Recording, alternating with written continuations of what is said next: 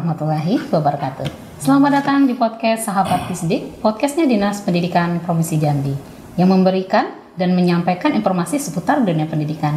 Sahabat Disdik, pada podcast kali ini kita akan berbincang-bincang tentang Domisake. Nah, ini mungkin banyak diberitakan ya tentang Domisake ini, terutama Domisake pendidikan. Tentu saja pada podcast kali ini saya tidak sendiri, kita telah kedatangan nih narasumber yang tidak asing lagi bagi kita ya sahabat Disdik. Beliau adalah Bapak M. Umar MY, Sarjana Ekonomi Magister Manajemen. Beliau adalah Sekretaris Dinas Pendidikan Provinsi Jambi. Kita sapa dulu ya sahabat Disdik ya.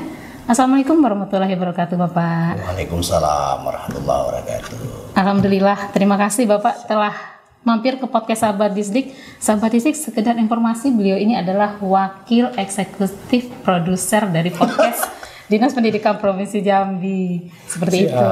Terima kasih Pak Bapak berkunjung dan ngobrol-ngobrol kita Pak dengan podcast Sahabat Disdik ini ya Pak ya. Ya rupanya luar biasanya podcast kita nih nak. Iya baik Pak. Alhamdulillah. Pak, ini dengan kesibukan Bapak yang sangat luar biasa ini, Bapak menyempatkan diri untuk kita ngobrol-ngobrol nih Pak ya tentang Domisake Pendidikan yang merupakan salah satu program unggulan dari gubernur kita ya Pak ya. Insya Allah. Iya Pak, mohon izin Pak, kira-kira apa sih dasar dari regulasi pengadaan kegiatan dari Domisake Pendidikan ini terutamanya Pak? Ya, terima kasih. Selamat pagi. Assalamualaikum warahmatullahi wabarakatuh. Waalaikumsalam. Mungkin saya perlu jelaskan dulu Domisake itu apa sebenarnya. Ya benar. Ya, jadi memang di beberapa Domisake ini kan adalah program prioritas yang diunggulkan oleh Pak Gubernur Jambi dan sudah tertuang di RPJMD 2021-2026. Yeah. Ada 14 OPD di Provinsi Jambi ini yang melaksanakan program Domisake. Nah, salah satunya kita Dinas Pendidikan, namanya Domisake Pendidikan. Baik.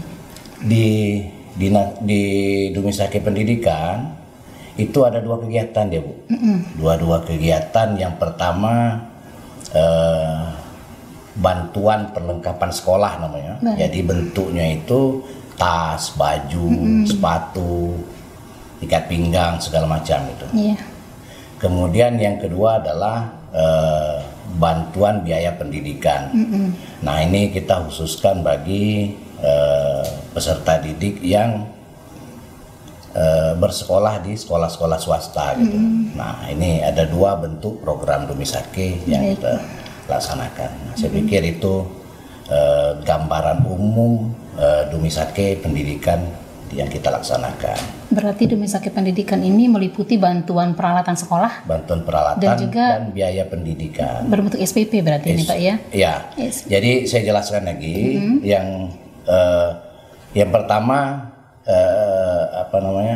bantuan perlengkapan sekolah itu menyasar untuk peserta didik dari keluarga tidak mampu. Jadi 2022-2023 itu datanya adalah dari DTKS, dari Kementerian Sosial. Yeah. Kemudian untuk 2024 yang sedang berjalan sekarang itu datanya dari P3KE. Jadi memang fokusnya adalah untuk menekan angka kemiskinan ekstrim di Provinsi Jambi. Khusus kita itu menyasar ke peserta didik dari keluarga miskin yang terdata di DTKS. Nah, bentuk peralatannya yang perlengkapan yang saya sampaikan tadi itu untuk anak-anak kita yang sekolah di sekolah negeri maupun swasta di Provinsi Jambi. Jadi SMA, SMK termasuk SLB Bu. Baik. Khusus SLB ini itu dari SD bahkan dari SD, SMP, SMA itu yang terdata yang bersekolah di negeri dan swasta itu semuanya kita salurkan. Khusus untuk biaya pendidikan ini kita kerjasama dengan Bank Jambi Bu. Bank Jambi. Yeah. Jadi ada 746 penerima untuk 2024 ini. Nah itu terdistribusi ke seluruh kabupaten kota bagi peserta didik yang bersekolah di sekolah swasta, Bu. Nah, kenapa hanya swasta? Karena memang kalau sekolah negeri kan sudah tidak berbayar, semuanya gratis, tidak ada bayar lagi. Tapi yang swasta ini masih ada yang menerapkan biaya pendidikan semacam SPP. Ya baiknya. Nah, kan pertanyaannya, apakah ini bisa tepat sasaran gitu kan? Kami kerjasama dengan Bank Jambi ini, jadi memang dana yang di Bank Jambi yang kita diserahkan itu tidak bisa dicairkan itu. Jadi memang hanya bisa transfer ya dari rekening peserta didik itu ke rekening sekolah gitu. Jadi nanti ketika musim waktu pembayaran SPP, maka itu langsung ditransfer pemindah bukuan dia. Nah seperti itu. Jadi memang menyasar dari keluarga miskin. Baik Pak, kalau kita bicara tentang angka-angka ini Pak ya. Jadi kira-kira target dari Demi Sakti Pendidikan ini Pak yang ditargetkan, kira-kira bisa nggak kita jabarkan Pak ke sahabat Disdik, mungkin SMA, SMK, SLB, kira-kira targetnya itu siapa saja dan berapa saja kira-kira? Sebenarnya kita bersyukur, Bu. Iya. Bersyukur. Yang pertama, target dari RPJMD kita sudah tuntaskan sebenarnya. Artinya apa? Target dari RPJMD kita per tahun anggaran itu 500. Kalau 5 tahun 2.500. Bahkan di tahun 2023 ini sudah 100% lebih yang kita laksanakan. Apalagi yang misalnya di SMK itu, SMA, SMK itu. Jadi yang dari targetnya 500 bahkan kayak di 2024 ini 1.800-an penerimanya.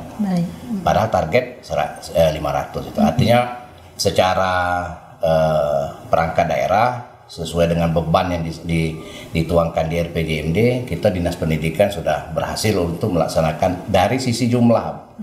Dari sisi jumlah. Dari sisi penganggaran pun kita mampu mengefektifkannya gitu. Artinya memang dari jumlah yang 14 miliar 2023 itu sudah kita bisa efektifkan, tapi dia tetap penerimanya tetap sesuai dengan yang kita tertuang gitu. Artinya pengefektifan itu dari mungkin pada proses pengadaan itu ada nego segala macam sehingga memang kita mampu melakukan penghematan. Baik, artinya apa yang ditarget itu semuanya sudah terrealisasikan ya Pak ya? Sudah tercapai? Insya Allah sudah, Bu. 2023 bahkan sudah selesai, Bu.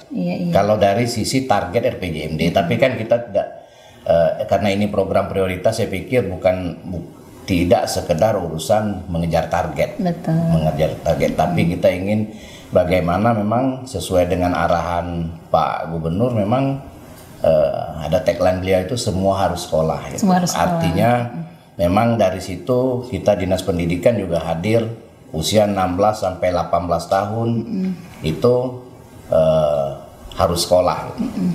Nah kita dari sisi APS juga saya pikir angka partisipasi sekolah kita juga sudah luar biasa, walaupun memang dari target nasional itu 100%, dari di kitanya di Dinas Pendidikannya itu 59. Kenapa rendah? Gitu, kan?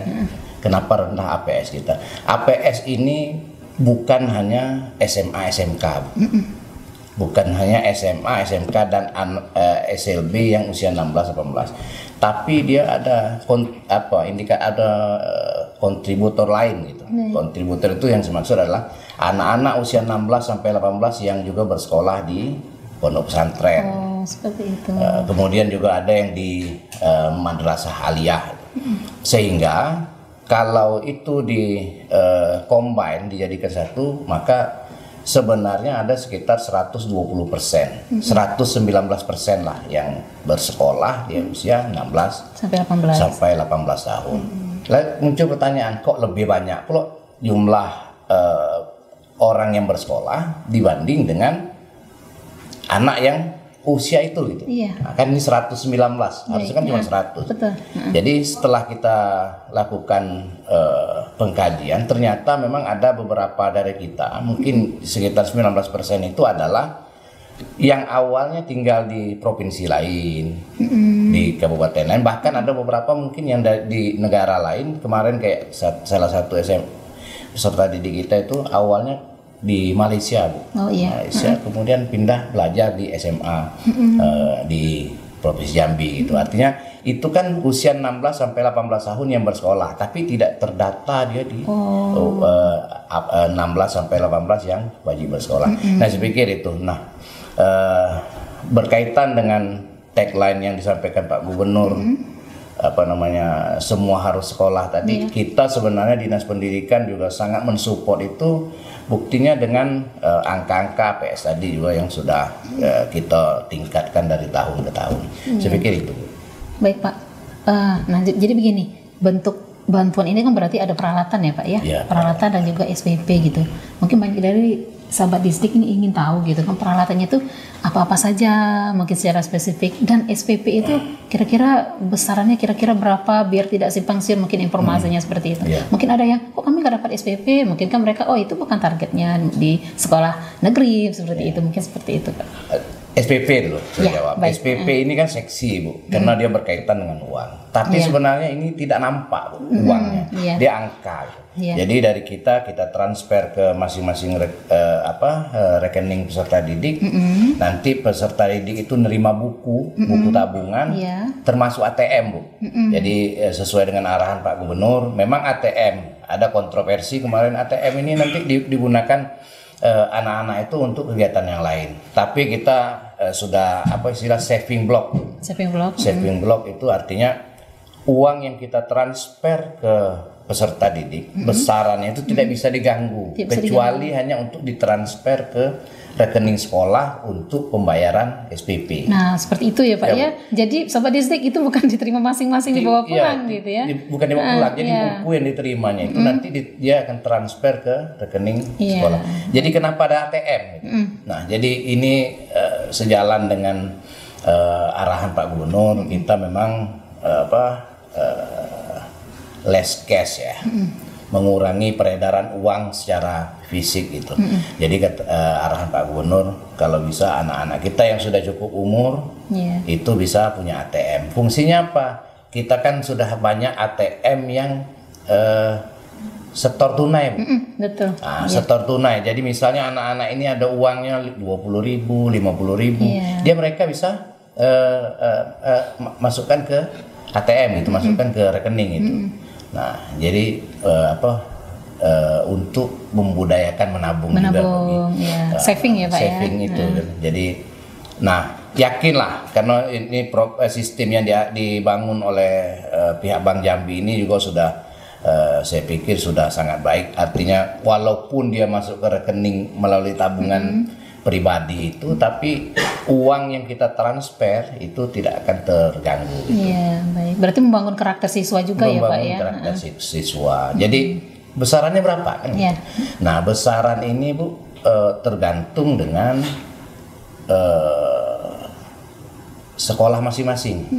Jadi misalnya, ini saya tekankan, penerima SPP hanya peserta didik yang bersekolah di sekolah swasta. Baik, ya. Karena ada beberapa sekolah swasta itu masih menerapkan SPP. Tapi kita di Provinsi Jambi ini Bu juga sudah sangat banyak SMA, SMK swasta itu yang sudah gratis, banyak. Sudah gratis ya? Ya, banyak yang sudah tidak berbayar.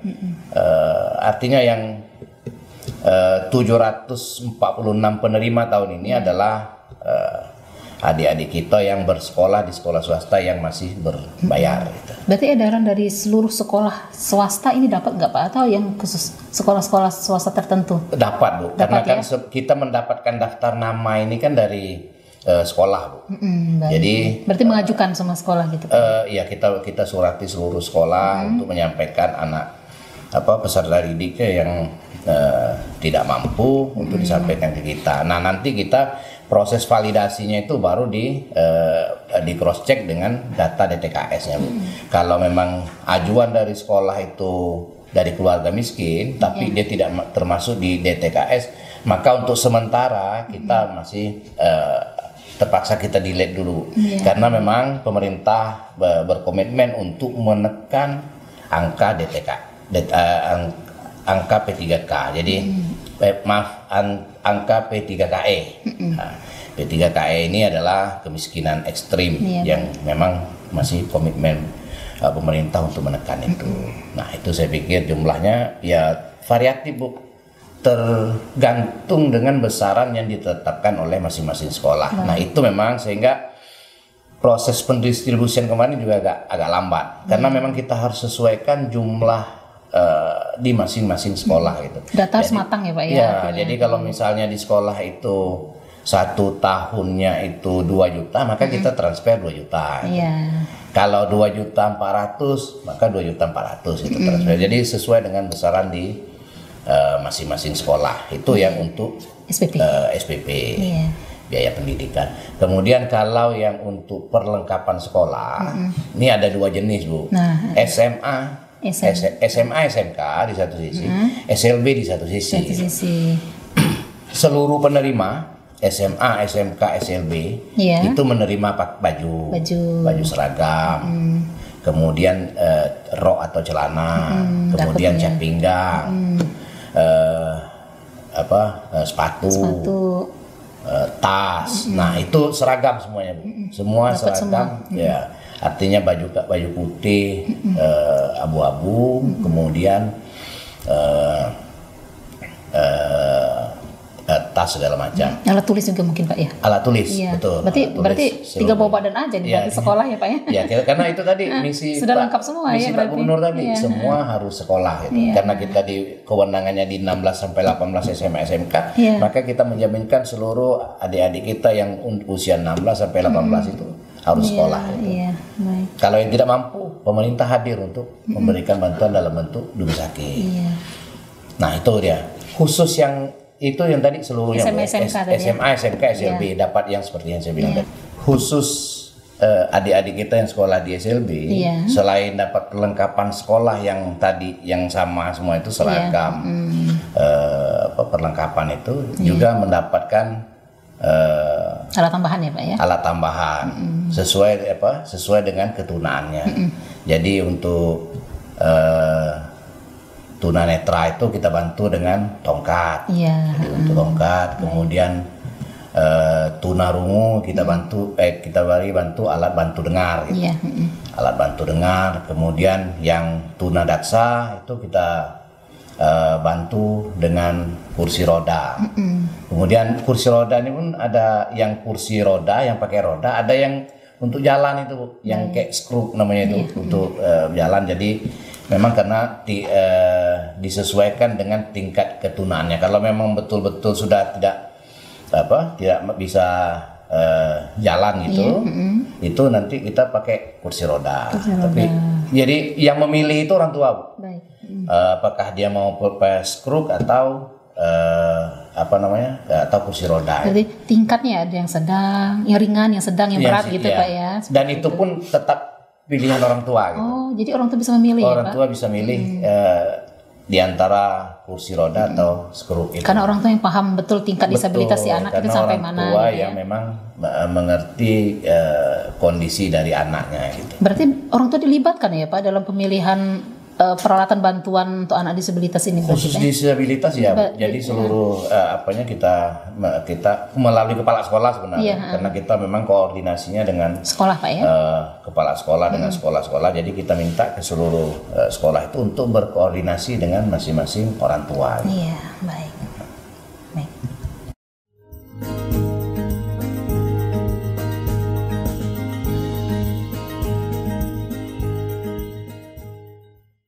Sahabat Distrik, kita masih bersama dengan Sekretaris Dinas Pendidikan Provinsi Jambi dan kita masih membahas tentang Dumisaki Pendidikan ini, sahabat Distrik ya. Pak, izin Pak, ini Dumisaki Pendidikan ini kan tadi Bapak sempat menyinggung tentang data yang diambil gitu Pak ya, tentang miskin gitu kan.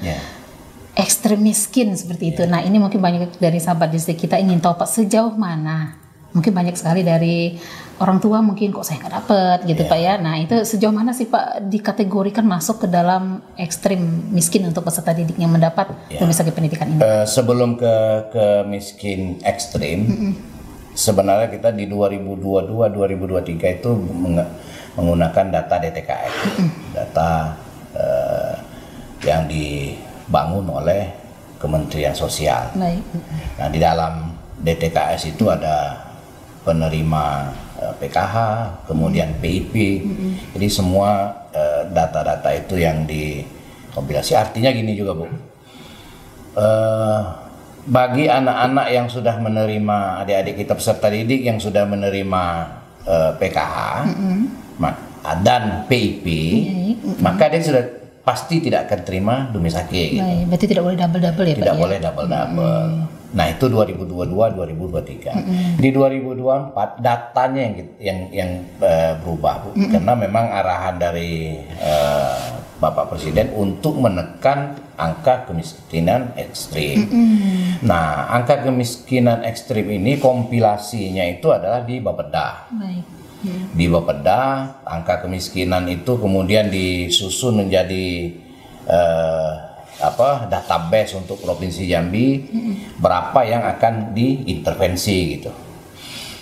Di Dinas Pendidikan itu setelah proses awalnya kan agak panjang nih, Bu. Dari Januari Februari itu kita menyusun regulasinya, Bu, terkait dengan penyaluran penerima Dumisake.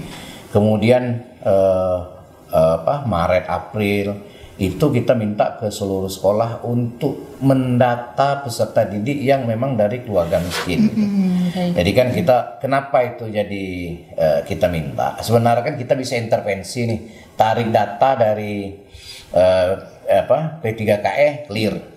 Tapi kan kita ingin juga ada check and balance dari data yang dibangun oleh Bapeda dengan fakta di sekolah-sekolah gitu.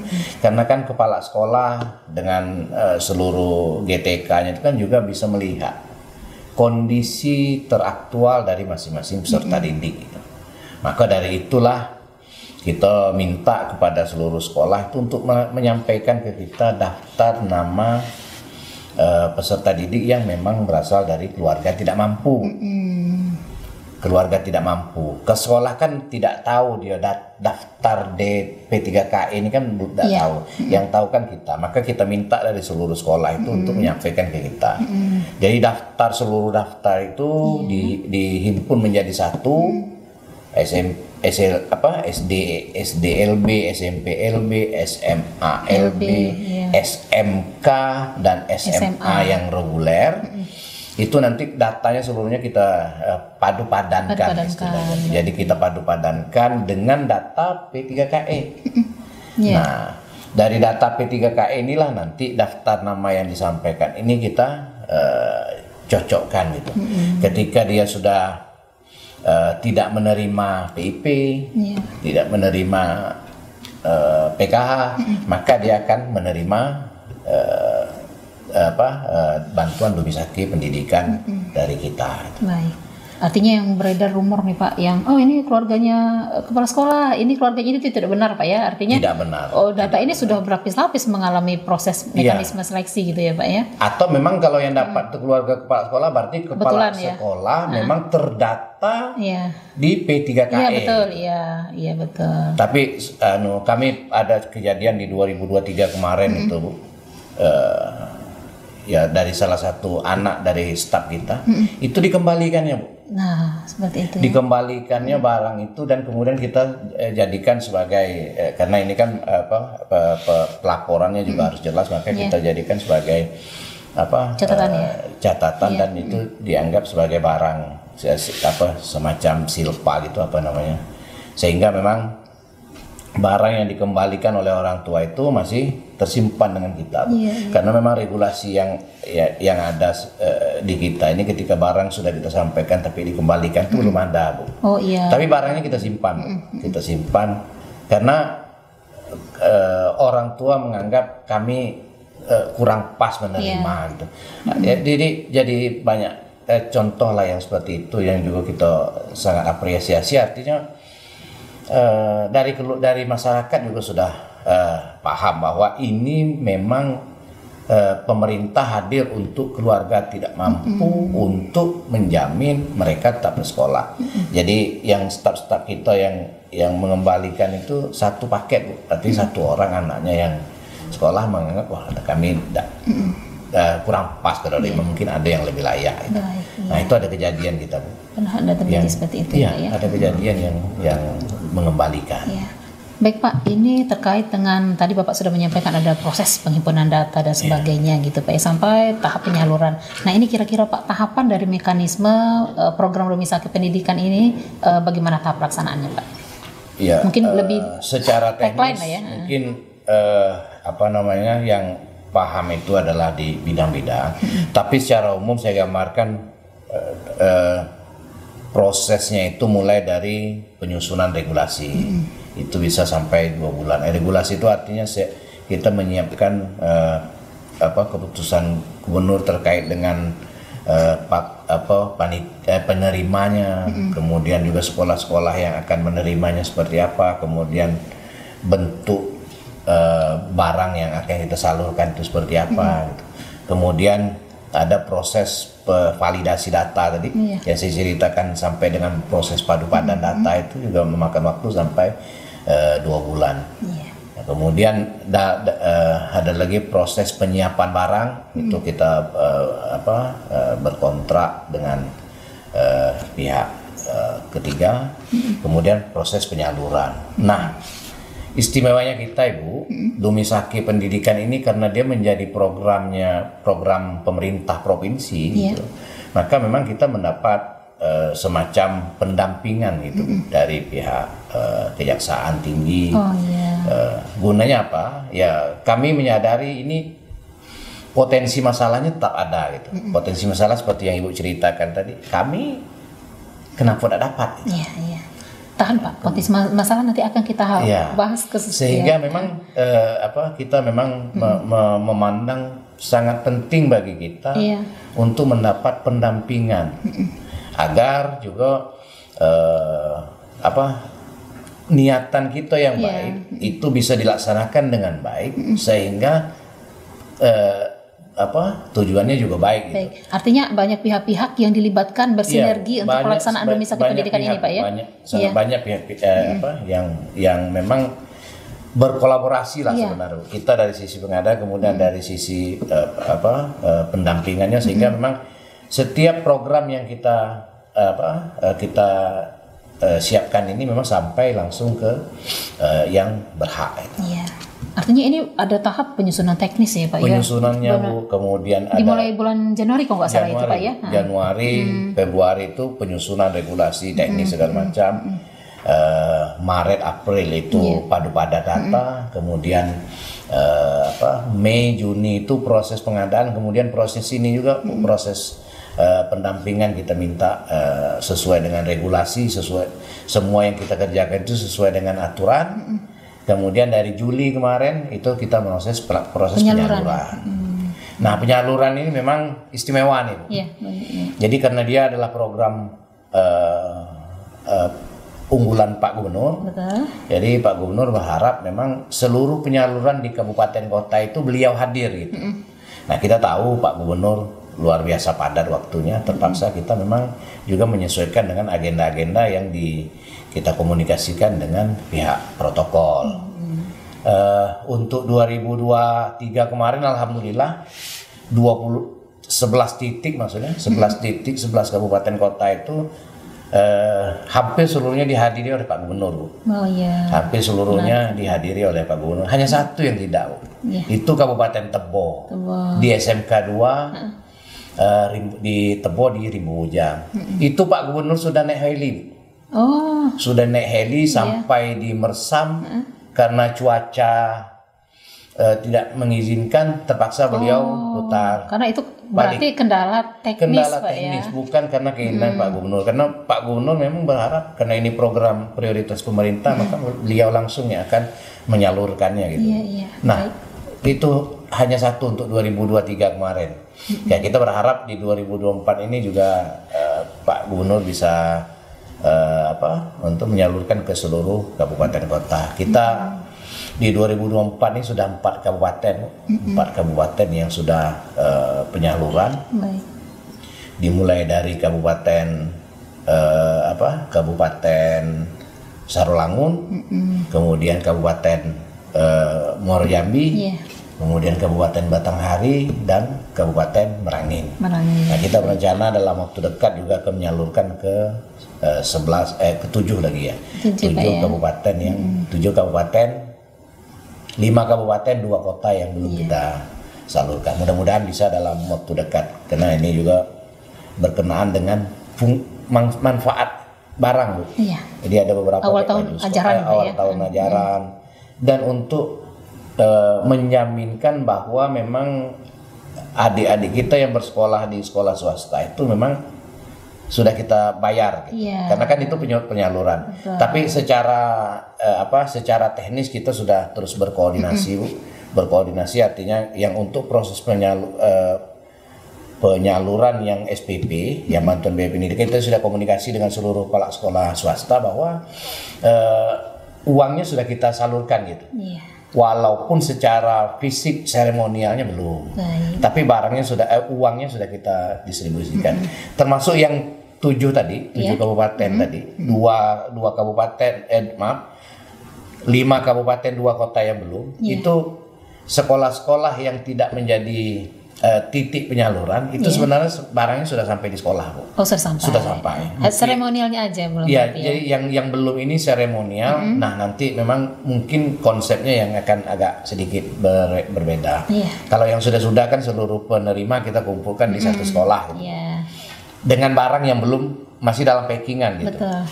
Nah, nanti mungkin akan kita rencanakan di beberapa kabupaten ini karena barang sudah sampai di sekolah, kita minta kepala sekolah untuk foto pas penyerahan. Nanti ketika penyaluran oleh Pak Gubernur itu mereka sudah pakai gitu.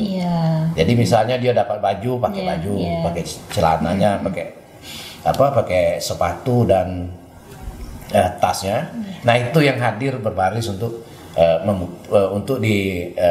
dilihat oleh Pak Gubernur bahwa memang mereka ini sudah mendapatkan itu. Iya, baik. Pak, menarik sekali ini ya sahabat Disdik ya, kita tentang Domisaki Pendidikan, karena ini Pak menjadi berita yang cukup hangat ya bagi masyarakat Provinsi Jambi. Pak, mengenai Bapak tadi sudah berkali-kali menyinggung secara tidak langsung lah ya mengenai mekanisme pelaksanaan. Mungkin dari sahabat Disdik kita banyak yang ingin mengetahui secara detail Pak mengenai mekanisme pelaksanaan dari Rumah Sakit Pendidikan ini, mungkin dari tahap awal apa saja begitu Pak. Mohon izin Pak, mohon diuraikan kepada sahabat kita. Secara umum lah ya. Secara umum seperti yang saya katakan tadi. Data dulu Pak ya. Ya, kita pendataan, kemudian setelah didata itu kemudian nanti di data yang disampaikan oleh kepala sekolah kita padu-padankan dengan data P3KE. Kemudian setelah selesai itu nanti ada juknis, ada Kemgub. Setelah seluruhnya kita selesaikan padu padan datanya itu, nah itu nanti kita kita buat untuk disahkan oleh keputusan gubernur. Jadi setiap penerima Rumah Sakit Pendidikan ini, apakah itu bantuan peralatan ataupun bantuan biaya pendidikan, itu semuanya tertuang dalam SK Gubernur. Regulasinya Pak ya. Regulasinya semuanya jadi setiap orang yang menerima itu, setiap peserta didik yang menerima itu ada di dalam daftar SK Gubernur itu. Artinya sudah melalui proses validasi yang berlapis gitu. Mulai dari pendataan kepala sekolah, padu padan di kita, kemudian di cross check lagi terhadap penerima bantuan lain kayak PKH, PIP segala macam, sudah itu selesai disaring, kemudian lagi kita validasi NIK, Bu.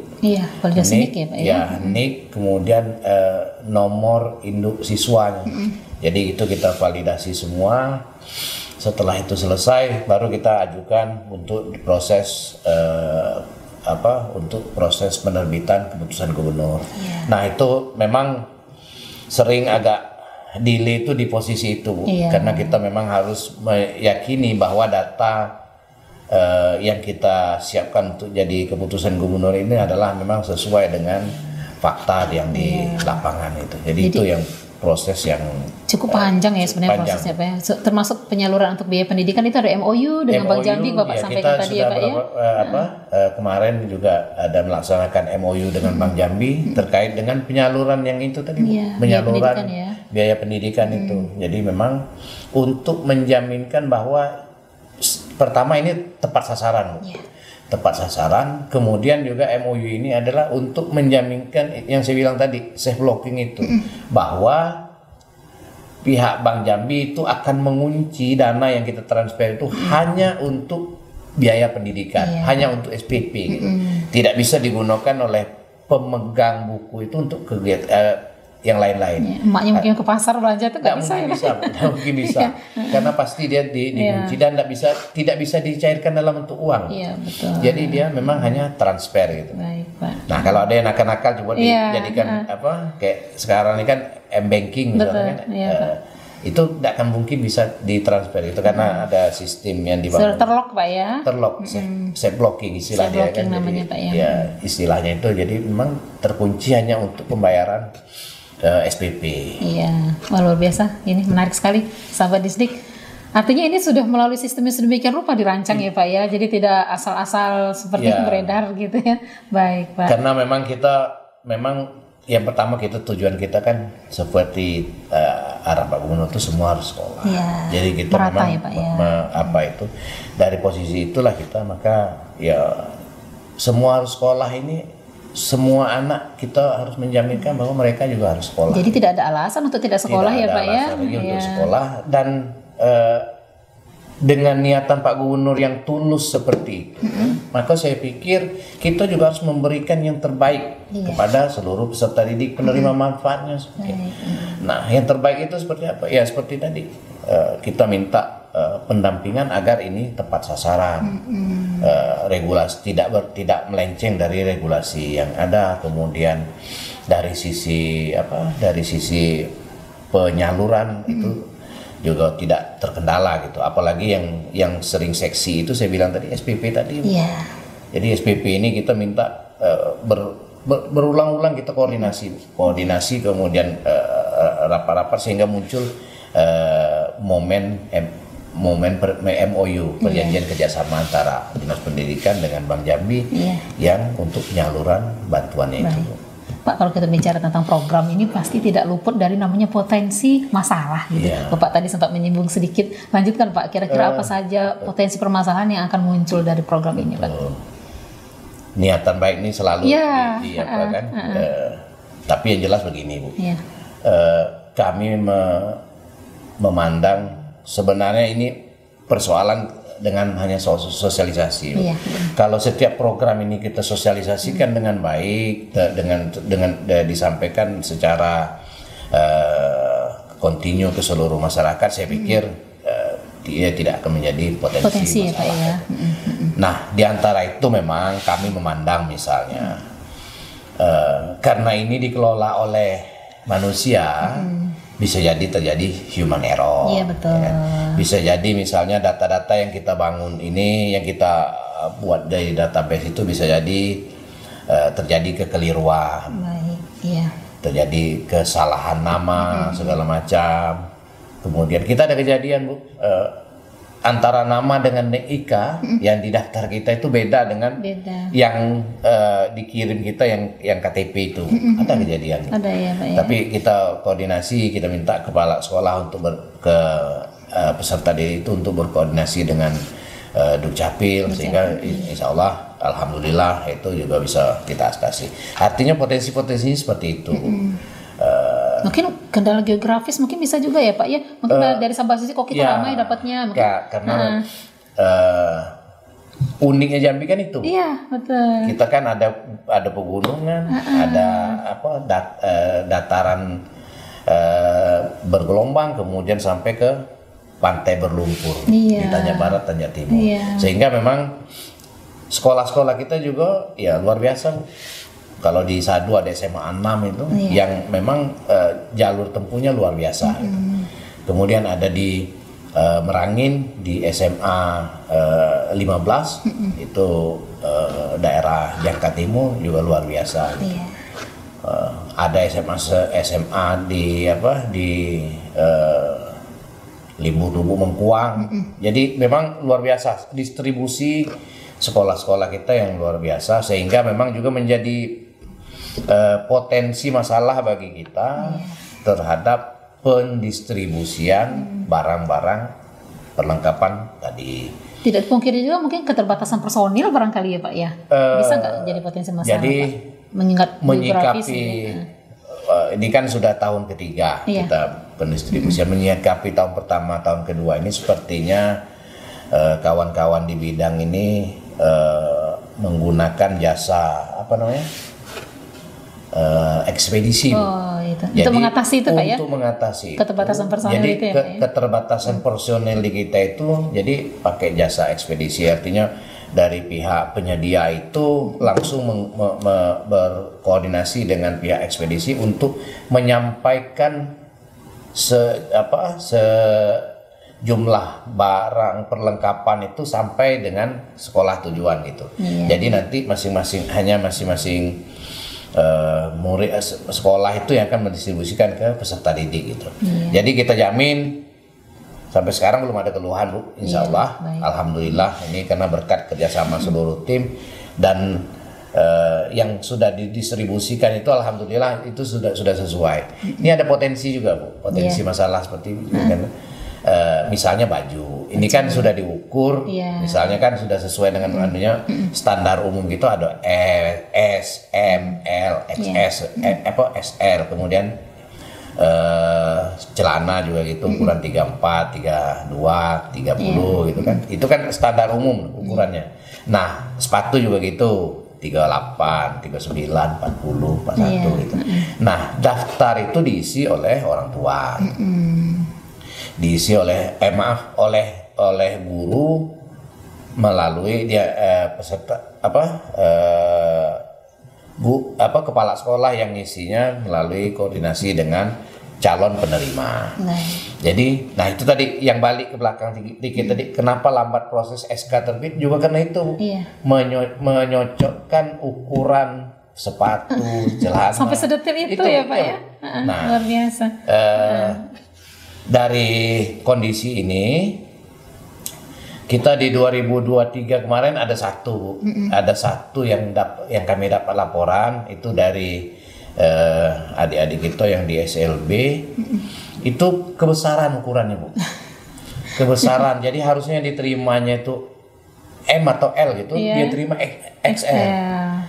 Kebesaran, laporlah orang tua orang tua anak ini ke kepala sekolah.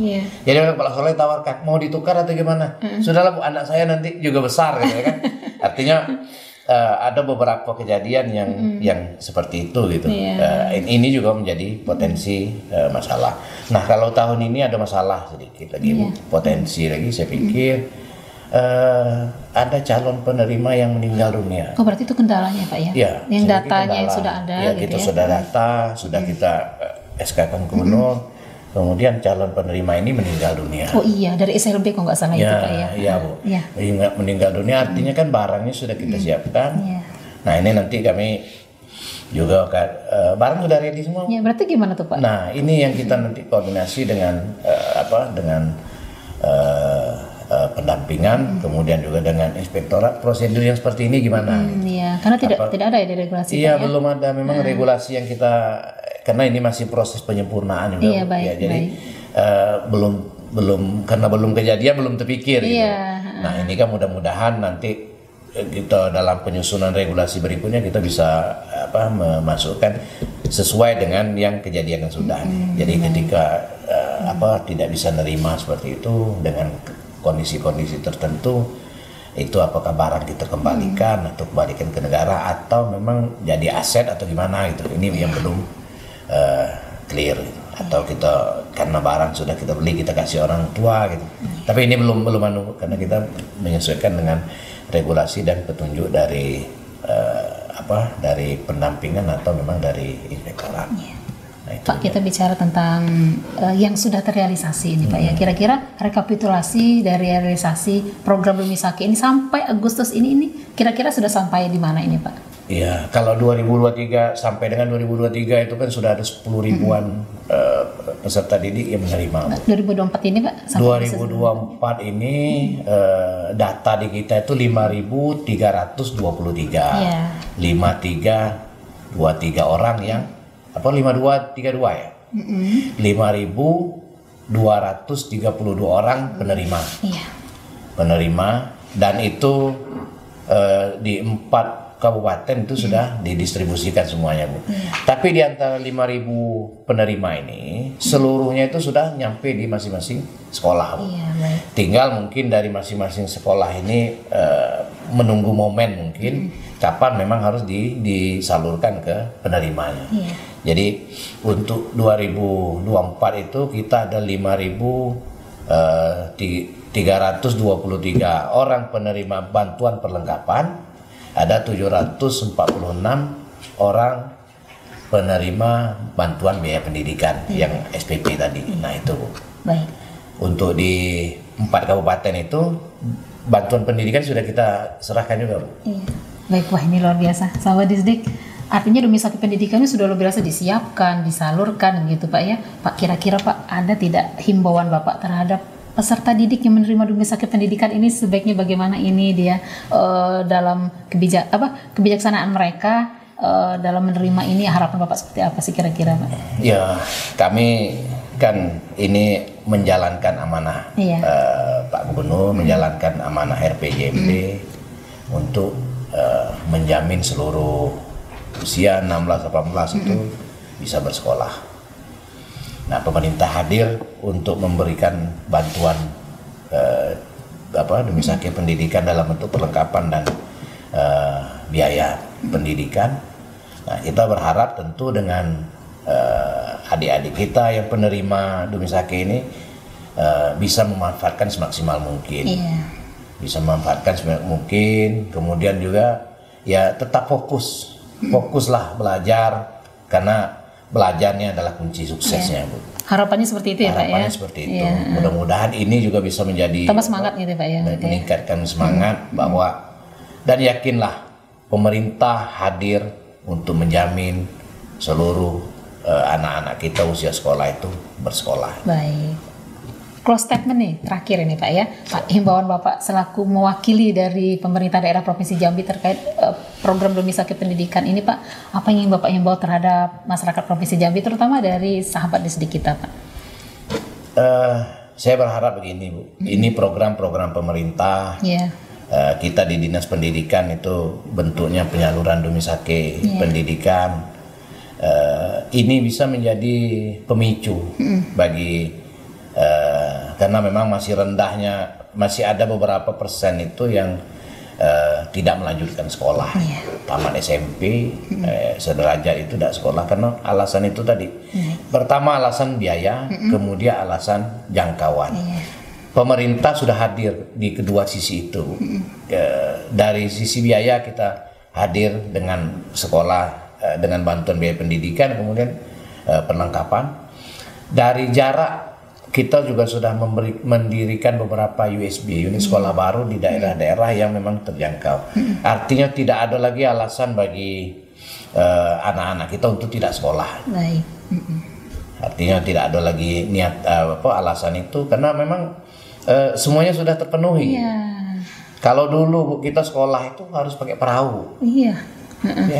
Kami di Tungkal itu tinggal di seberang Tungkal. Itu harus nyebrang ke Tungkal baru ada SMA. Sekarang sudah ada SMK 10 di seberang tuh.